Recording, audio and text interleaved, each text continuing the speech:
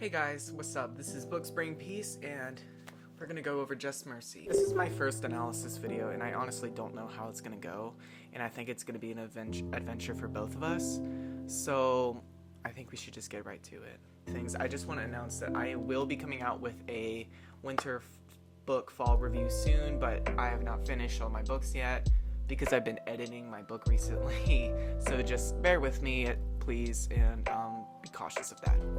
Let's get started. So, as you can see, our first character is Bryan Stevenson. He is the person who created the EJI and is our main character of the book. This is the book right here. I was too poor to buy a copy of it, so I just got one from the library, but it's okay, I still read it. This is Bryan Stevenson. He's an African-American man working at a legal clinic in jeans and sneakers.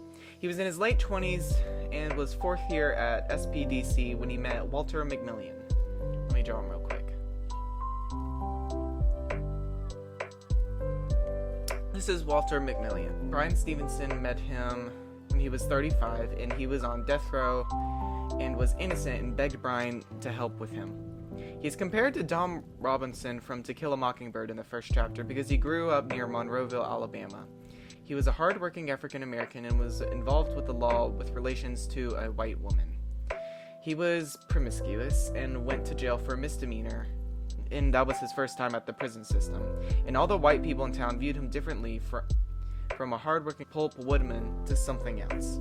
At the time, there was still racial tension in this part of Alabama, and so he was always judged for his actions, even though he was a very hard worker. But I must say, it wasn't really until he started being promiscuous with this interracial relationship that people started to really judge him, and that really took a toll on his outcome in his future, and it majorly affected him, sadly. Around town, there was a robbery murder of a white Rhonda Morrison and another white girl, Vicky Pittman.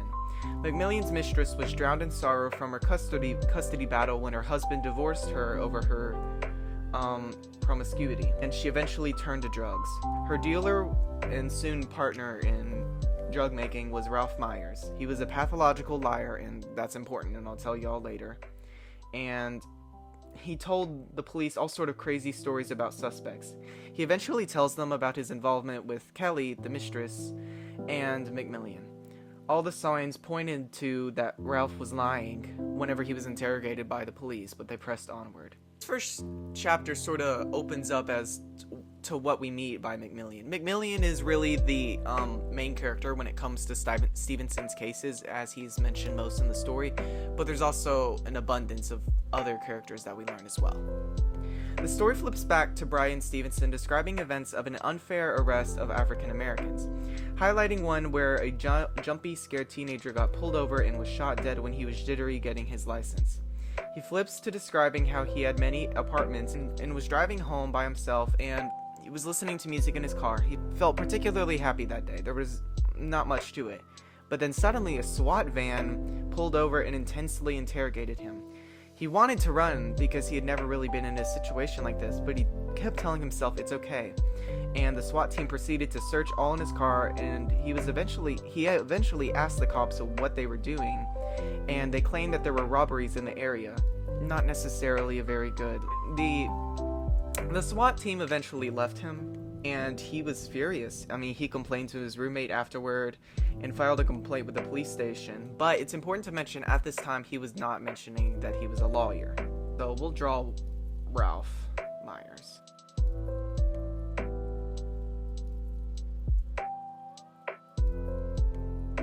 So Myers and the police started talking, and at the time, the police didn't really have many leads to the case. Myers confessed that he was assaulted by McMillian, and at the time, that specific crime it's more specific than assault, but it was a crime at the time for what they were doing. Long story short, McMillian was arrested. Actually, let me draw a jail. Long story short, McMillian was put in jail, and he stayed there for a long time. And so when the police were interrogating him about his stuff or whatever, McMillian laughed at them because what they were claiming was absurd in his opinion. and the police were not happy about that.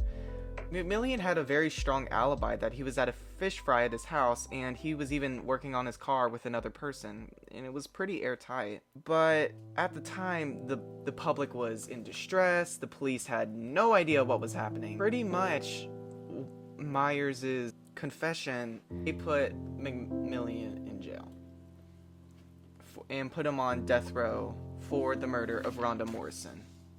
McMillian was afraid of death row. He was terrified of it. But fortunately, he was not convicted, so he could not be put on death row legally. He had a trial in February 1988.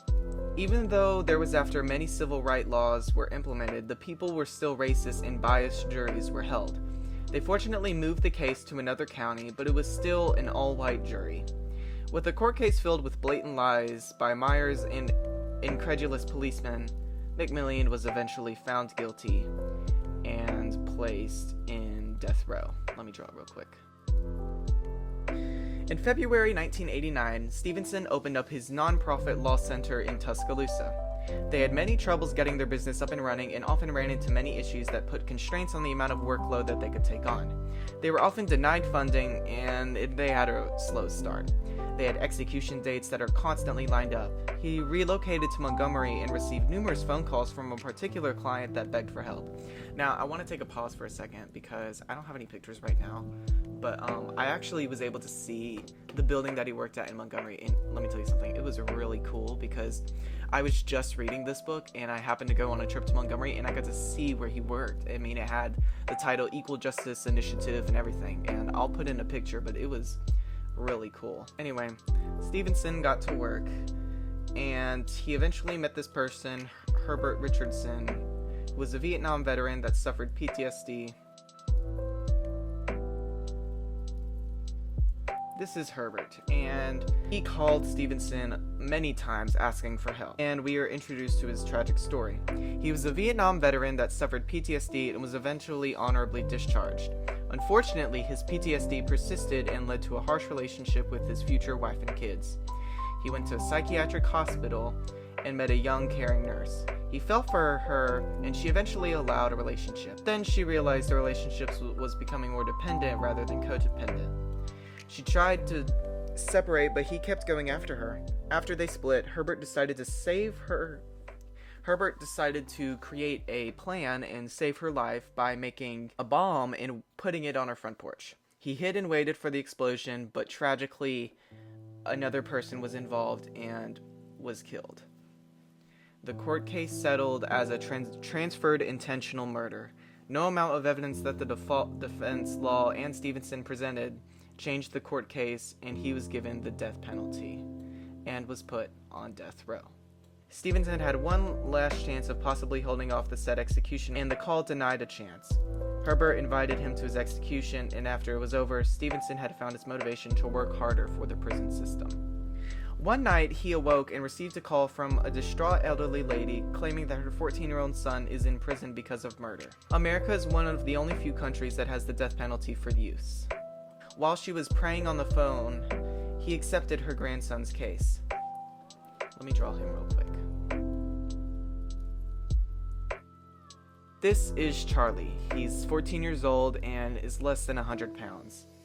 He was sent to prison because he shot his mother's abusive boyfriend, George, who would come home drunk every night and beat Charlie's mom. It would be an easy case. I mean, everything was simple. Self-protection, he was trying to save his mom. But there was one small issue. George was a police officer. And when he was killed, things didn't go out well. To make things worse, George was actually a police officer that everyone loved, and everyone viewed Charlie as someone who just murdered a police officer. Charlie ended up being tried as an adult, and whenever Stevenson visited Charlie in prison, he was very reserved, very closed off, and didn't say a word. Stevenson did everything he could to get him started on a conversation, but it wasn't until that Stevenson actually started comforting him that Charlie opened up. It was a really tragic case, but that was something that Stevenson was really touched by, especially by having children charged as adults being put in jail. Stevenson describes his expanding practice at this point in time. He's starting to hire more people and take on a larger work area. But what makes this part of the story so critical is that it's actually a turning point for McMillian, who is still on death row. Stevenson and Michael, he's not listed here, visit Myers in jail. And they were going to be very careful because they knew that Myers was a pathological liar, but he opens up to everything. He confesses that his testimony was a lie. He confesses that McMillian is innocent, and confesses that he was lying the entire time. They consulted other people and eventually made their claim to make a repeal case and went to the police station to verify some evidence so they could make an appeal. The police station was suspicious, but they eventually signed the paperwork for Stevenson. And everything was going great, and this seemed like a turning point for Stevenson and McMillian's case. But that was when they started getting bomb threats. Let me just disclaim, the bomb threats are not made an important part of the story, despite its cruelty, I suppose, but that was something he ended the chapter with, basically. And this time we started knowing that people were not happy with what Stevenson was trying to do by having an equal initiative anywhere. And so I think it's important to note that this is a point in the story where people are realizing that what Stevenson's trying to do, and if they are supporters of racism or anything like that, then they are going to speak out about it, or at least try to make an intervention at this time. So in the next chapter, we're described to 3 young people, and all of their stories are tragic, and they all have traumatic upbringings, and they all are involved with some sort of crime. Some were intentional, partially intentional, and some were completely unintentional. And what we learn from this story is that over time they receive lifelong sentences. They are not condemned to death row, but rather they are put in jail, obviously not in the same jail. This is all across the US. In all 3 of the stories, their health begins to decline. Some of them develops multiple sclerosis, some of them develop isolation issues, and they all develop mental problems. And when Stevenson learns about these things, he reaches out to them, and they find joy in their life again and start to heal from their past traumas. They become extremely depressed in prison until Stevenson arrives to help them. McMillian's court day arrives soon, and the judge has limited only 3 days for Stevenson and his team to present their newfound evidence of Myers' testimony. During the trial, Myers' testimony was strictly him discussing that everything he had previously said was indeed a lie. It is apparent throughout the story that Stevenson wants to mention just mercy in his book, and so he ties some of important factors and important people that would support his ideas into it, such as Dorothea Dix, who was of course the famous prison reformer. He also mentions staggering statistics like 50% of prison and jail inmates have been diagnosed with a mental illness, and approximately a third of the inmates involve US veterans. It's around that area. Bomb threats had escalated at EJI, and of course they had to leave their building as the policemen swept through to make sure everything was clear. And this really started to get on his nerves, but he knew that he wasn't going to stop his progression. Since the case had been going on for so long, people began to accumulate, and the story gained popularity. Stories were rumored and exaggerated of McMillian in his past claiming to be a drug kingpin and a gang leader, even though it was Myers who was the real person involved. Walter and Myers were even questioned by famous networks like 60 Minutes, and when the public saw this, they considered them a disgrace and disregarded everything that 60 Minutes claimed. Stevenson has his attention drawn to a testimony made in court a long time ago that was supposedly tampered with, claiming that Stevenson would give a condo in Mexico.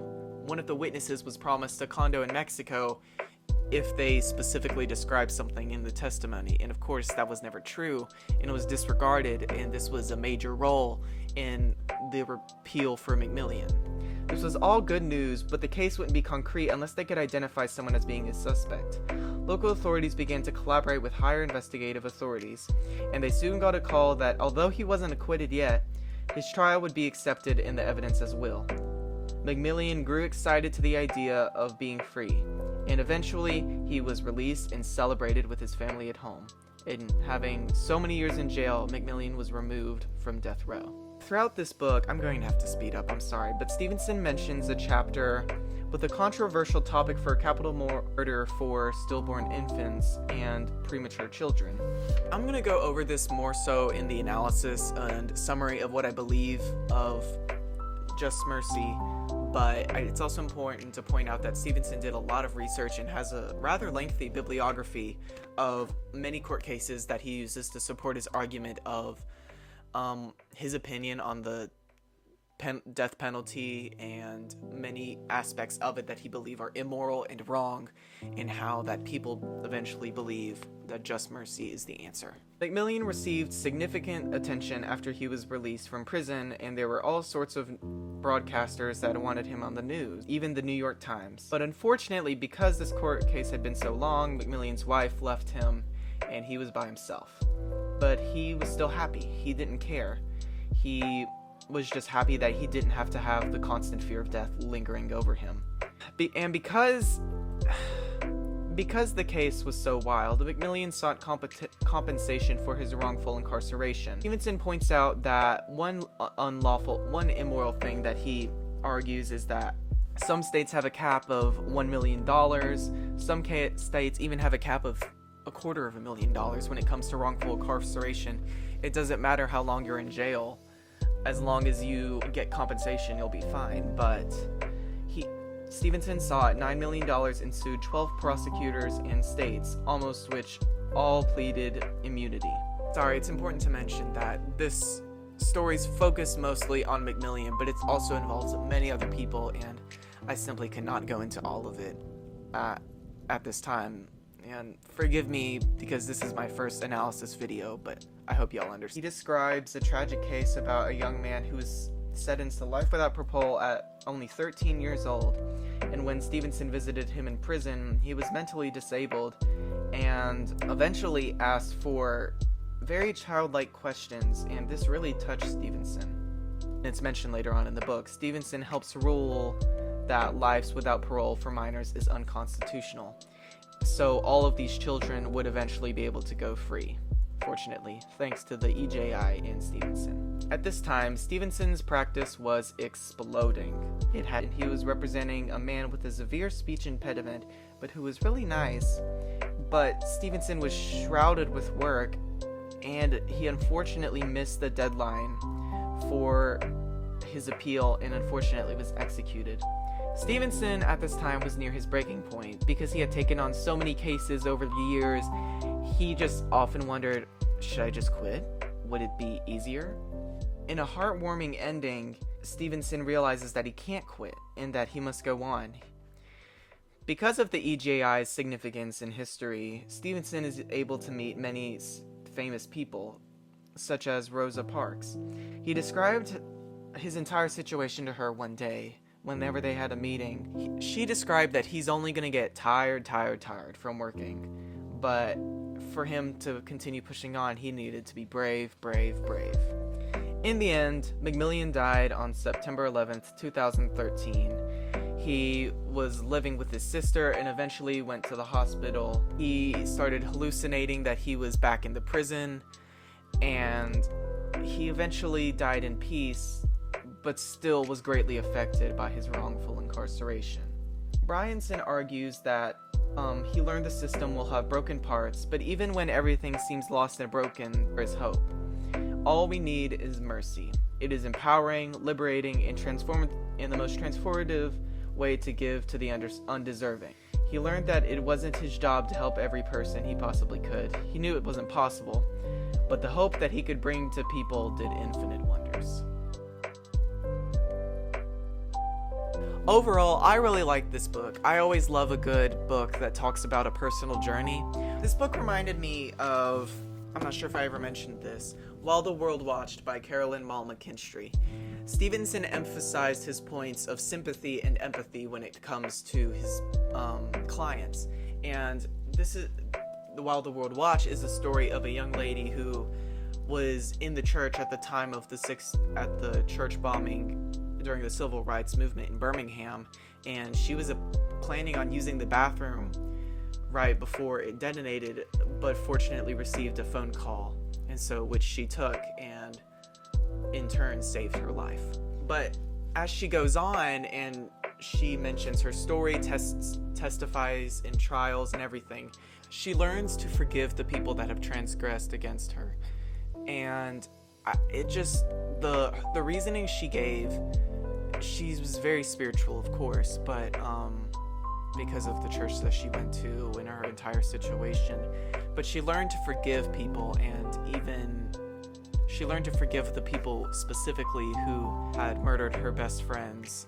But she went on with it and realized that our society is a system that only needs, mercy and grace like this. And that was one thing that reminded me of it.